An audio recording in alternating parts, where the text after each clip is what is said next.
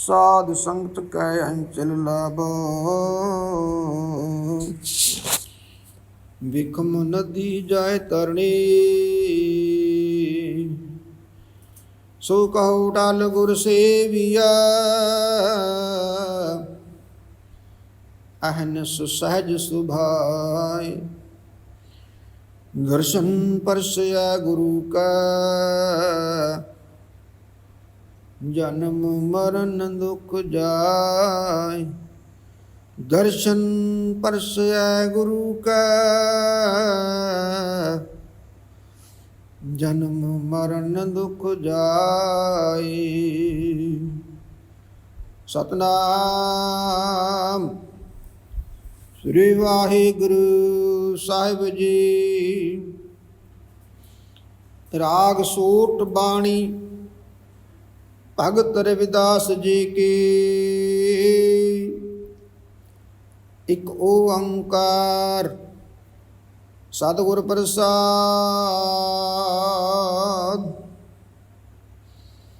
जब हम होते तब तू नाही,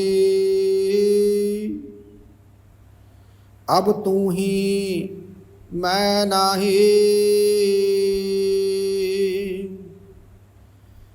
जब हम होते तब तू नाही, अब तू ही मैं नाही।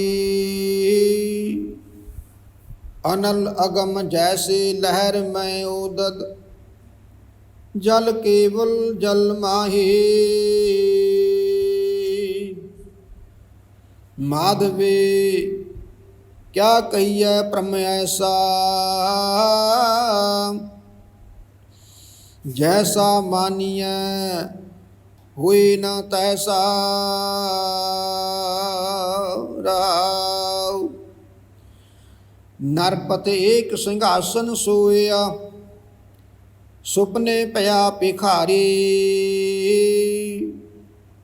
अशत राज बिसरत दुख पाया, सोगत भई हमारी। राज पुयंग प्रसंग जैसे हैं, अब कस मर्म जनाया।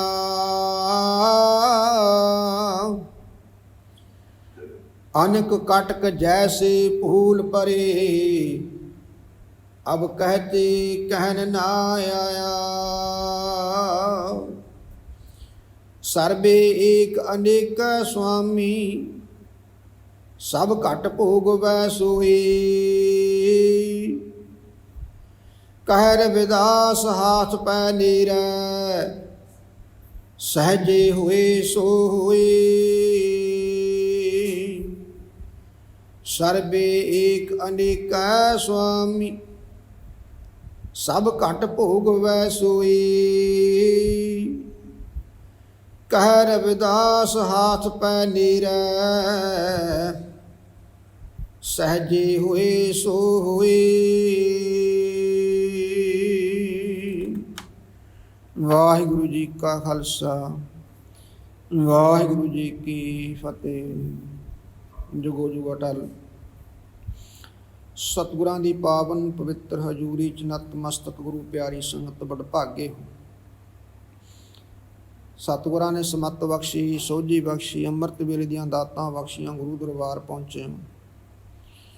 सतगुरां दे दर्शन दिदारे करके बाणी पढ़ सुन के जीवन दी अनमोल घड़ियां नूं लेखे चला रहे बड़े भाग ने। अज दे पावन पवित्र हुक्म विच श्रोमणी भगत रविदास जी सूठ राग दे विच 657 ते 658 अंग ते उपदेश बख्शिश करदे ने। एक ओंकार सतगुर प्रसाद। परमात्मा एक है, सच्चे सतगुरु की किरपा दे नाल प्राप्त हुंदा। भगत जी फरमान करते हैं, जब हम होते तब तू नाही, अब तू ही मैं नाही। अनल अगम जैसे लहर में ओदद, जल केवल जल माही। ऐ मेरे मालक, जब साडे विच हंकार हुंदा, जब हम होते तब तू नाही, तू प्रगट नहीं हुंदा, क्योंकि हौमे ते परमात्मा का आपस में कोई मेल नहीं। अब तू ही मैं नाही, ऐ मेरे मालक जब तू प्रगट हो गया फिर मैं वाली हंकार वाली कोई गल ही नहीं रही। अनल अगम जैसे लहर में ओदद, जल केवल जल माही। जिमें समुंदर दे विच तूफान आउंदा लहरां उठदियां ने ते जदों लहरां शांत हुंदियां ने वो भरिया होया समुंदर पहलां दी तरह फिर शांत हो जाता। इसी प्रकार ऐ मालक ये दुनिया ये जीव तेरे विचों ही पैदा होंदे ने, तेरे विच ही समा जांदे ने, तेरा ही अंग ने। ये सानू भरम भुलेखे पए हुए ने कि परमात्मा कुछ होर है, असीं कुछ होर है, जदों कि सारे जीव परमात्मा दी ही अंश ने। माधवे क्या कहिए परमैसा, जैसा मानिए होए ना तैसा। ऐ मेरे माधवे, ऐ मेरे मालक वाहिगुरु, ये साडे भरम भुलेखे ने। माधवे क्या कहिए भरम ऐसा, जैसा मानिए होए ना तैसा। जैसा असी मन्नी बैठे हाँ उवें है नहीं ये। ते ये सारे जीव तेरे जीव ने, तेरी ही अंश ने। रहाओ विश्राम दे की भगत जी अगे फरमान करते हैं। नरपत एक सिंघासन सोया, सुपने भया भिखारी। अछत राज बिसरत दुख पाया, सो गत भई हमारी। जिमें एक राजा सिंघासन ते सोया पिया ਅਤੇ ਉਹਨੂੰ ਸੁਪਨਾ ਆਇਆ कि सुपने ਦੇ ਵਿੱਚ ਉਹ ਭਿਖਾਰੀ ਬਣ ਗਿਆ। ਤੇ ਭਿਖਾਰੀ ਦੀ ਹਾਲਤ ਫਿਰ ਆਪਾਂ ਸਾਰੇ ਜਾਣਦੇ ਹਾਂ। ਜਿਵੇਂ ਇੱਕ ਰਾਜਾ ਸਿੰਘਾਸਨ ਰਾਜ ਤੋਂ ਉਲਟ ਭਿਖਾਰੀ ਬਣ ਕੇ ਦੁਖੀ ਹੁੰਦਾ, ਇਵੇਂ ਹੀ ਐਸੇ ਸਾਰੇ ਜੀਵ परमात्मा तो विछड़ के दुखी हुन्ने। अछत राज बिसरत दुख पाया, सो गत भई हमारी। ये दशा साडी है। जिमें राजा एक राज तो विछड़ के भिखारी बन के दुखी होया, उवें असी परमात्मा तो अलग हो के उन्होंने भुला के दुखी हुन्ने। ये गत ये दशा साडी है। राज पुयंग प्रसंग जैसे है, अब कश मर्म जनाया। अनक कटक जैसे फूल परे, अब कहते कहन ना आया। जिमें राजे का प्रसंग है, जहाँ एक नेड़े विच रस्सी पई है जिहड़ी वो सप दिस जाती है जदों कि वो असलीयत नहीं है। जिमें अनेकां गहने सोने तो बन जाते हैं पर भुलेखा पाउंदे ने, पर है वो सोना ही।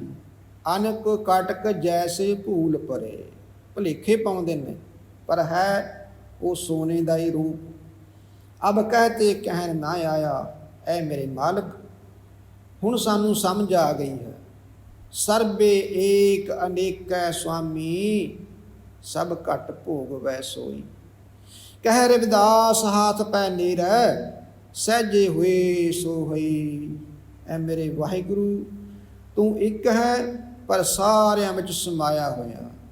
सर्बे एक अनेक स्वामी, सब घट भोग वै सोई।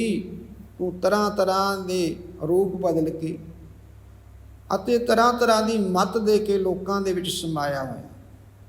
कह रविदास हाथ पै नीरै, सहजे हुए सो हुई।